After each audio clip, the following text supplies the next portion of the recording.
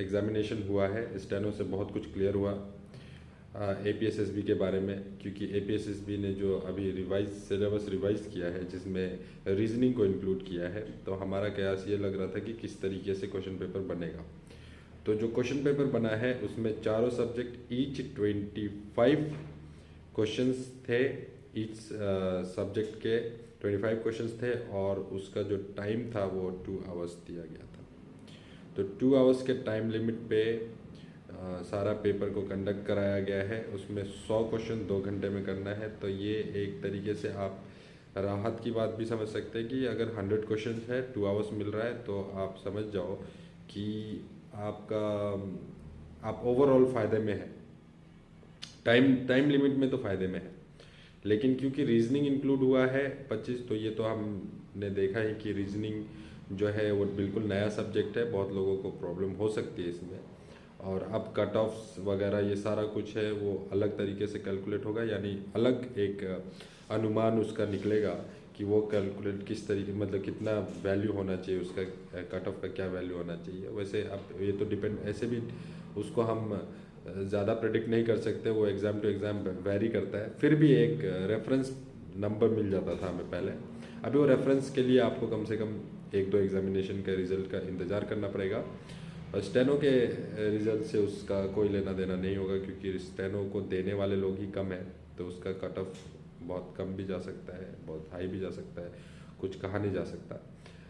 दूसरी चीज़ हम लोग जो डिस्कशन कर रहे थे कि हेड कांस्टेबल का किस तरीके से होगा, तो हेड कांस्टेबल का एक्चुअली अभी तक मेरे को भी क्लियर नहीं हुआ है। मैं अभी बातचीत करके देख रहा हूँ किसी से, अगर मुझे कुछ क्लू मिलेगा तो मैं आपको ज़रूर बताऊंगा।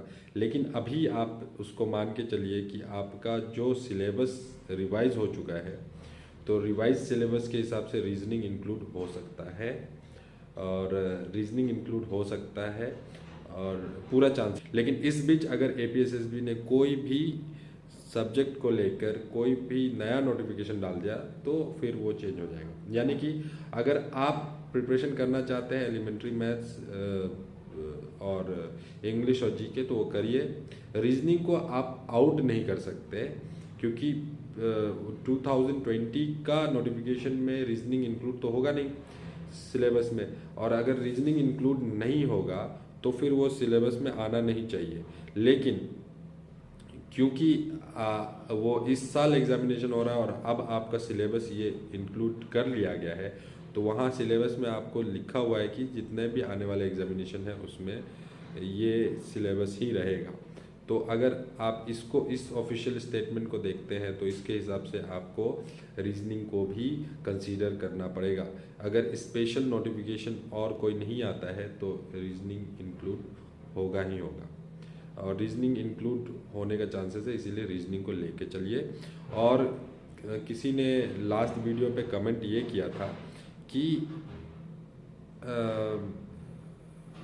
एलिमेंट्री मैथ्स में उसमें ट्रिग्नोमेट्री और वो सब मेंशन नहीं है, आपका जो है ज्योमेट्री पोर्शन। तो देख लो, स्टेनो के एग्जामिनेशन में देख लीजिए आप, पूरा ज्योमेट्री पोर्शन है, पूरा ट्रिग्नोमेट्री है, कैलकुलेशन पार्ट उल्टा ख़त्म हो गया, यानी परसेंटेज बेस्ड जो क्वेश्चंस थे, डेसिमल बेस्ड जो क्वेश्चंस थे, वो बिल्कुल कम कर दिया गया, या है ही नहीं, अभी तो है ही नहीं बिल्कुल भी। और स्टेनो का पेपर मैं ज़रूर अभी आप लोगों को एनालिसिस करके बताऊंगा कि आने वाले सारे एग्जामिनेशन में किस तरीके का पैटर्न APSSB पकड़ना चाहेगी।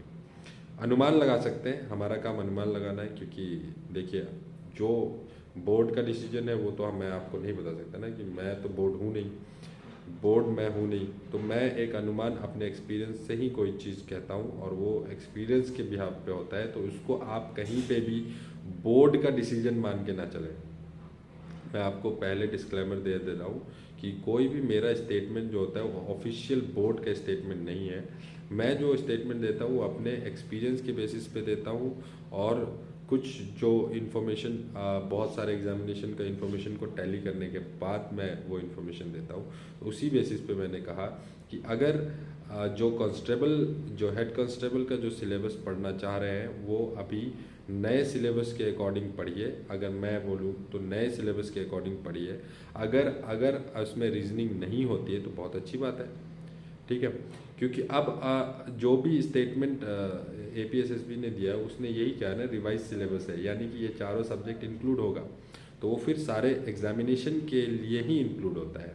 यानी अब 2024 में जो भी एग्जामिनेशन होगा उस सब में वो सिलेबस इंक्लूड हो जाएगा। और मतलब ये मैं सेफ साइड के लिए बोल रहा हूँ, हो सकता है ना भी हो सकता है ना भी हो, क्योंकि वो उस समय के नोटिफिकेशन पे ही बेस्ड है।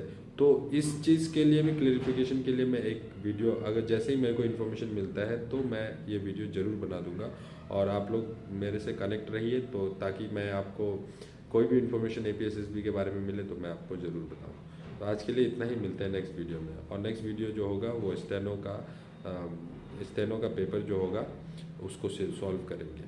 तो मिलते हैं नेक्स्ट वीडियो में। मेरा नाम है केशव सिंह, देखते रहिए बुक बोर्ड अकेडमी।